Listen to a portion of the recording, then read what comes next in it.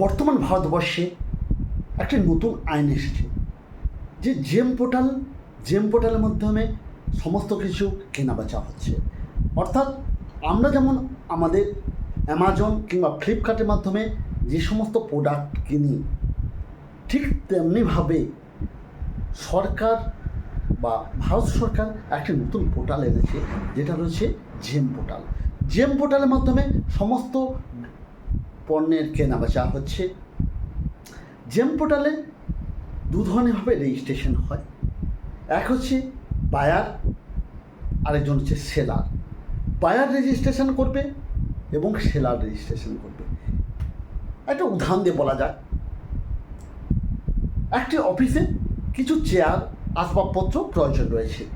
সেই চেয়ার কিংবা আসবাবপত্র প্রয়োজন যেগুলো রয়েছে সেগুলো কেনার জন্য তাহলে গভর্নমেন্টকে যে পারচেস করার জন্য টেন্ডার করতে হয়, টেন্ডার না করে 2016 সাল থেকে গভর্নমেন্ট একটা নতুন পোর্টাল তৈরি করেছে, জেম পোর্টাল, মানে গভর্নমেন্ট ই মার্কেট প্লেস।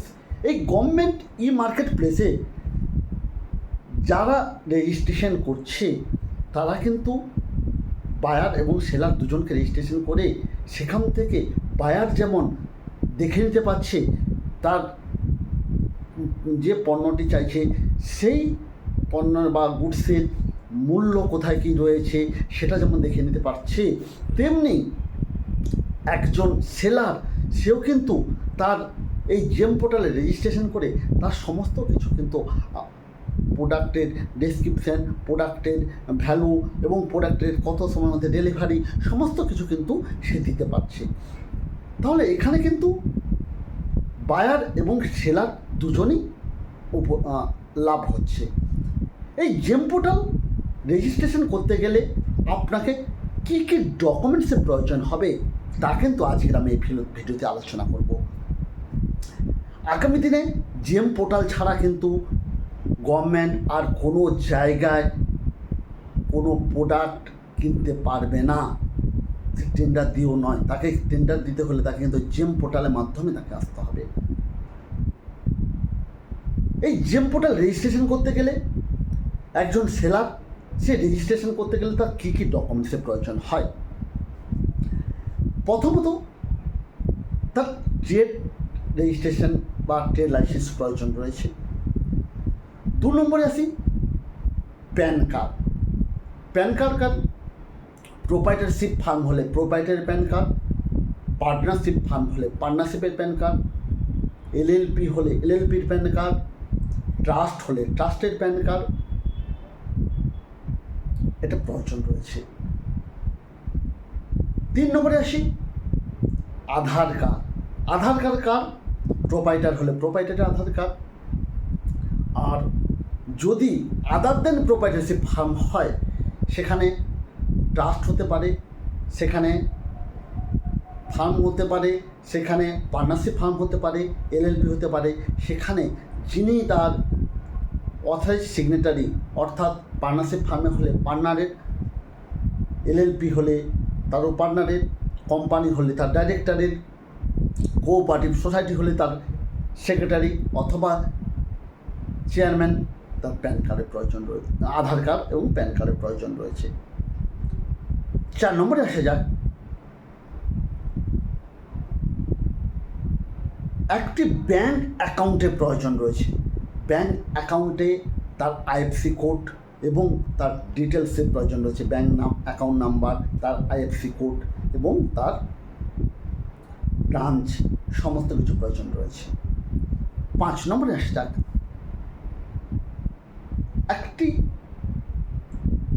প্রপার্টিশিপ ফার্ম অথবা কোনো ফার্ম যদি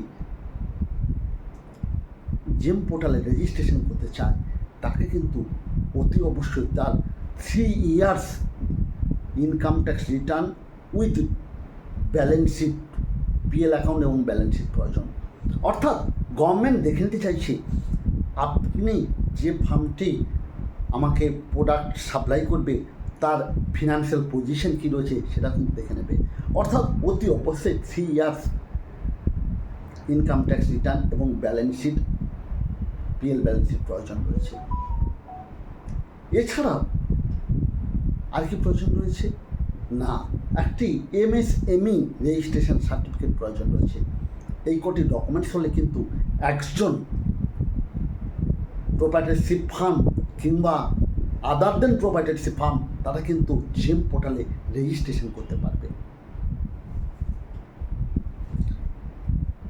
এবার আসা যাক, এই জেম পোর্টালে রেজিস্ট্রেশন করতে গেলে আপনার কত টাকা খরচ রয়েছে।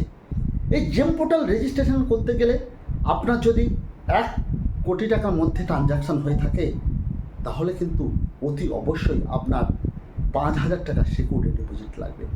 অর্থাৎ 5,000 টাকা 1 কোটি টাকার মধ্যে ট্রানজাকশান হলে, 1 কোটি থেকে 10 কোটি টাকা পর্যন্ত ট্রানজাকশান হলে তাহলে কিন্তু ওই ফার্মের জন্য খরচ রয়েছে 10,000 টাকা।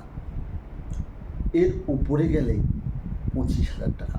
অর্থাৎ একজন উদ্যোগপতির বা একজন প্রোপ্রাইটারের যদি জেম পোর্টালে রেজিস্ট্রেশন করে তার প্রোডাক্টটা সেল করতে চায় অতি অবশ্যই তাকে 5,000 টাকা মিনিমাম, 10,000 টাকা সর্বোচ্চ 25,000 টাকা পর্যন্ত খরচ হতে পারে।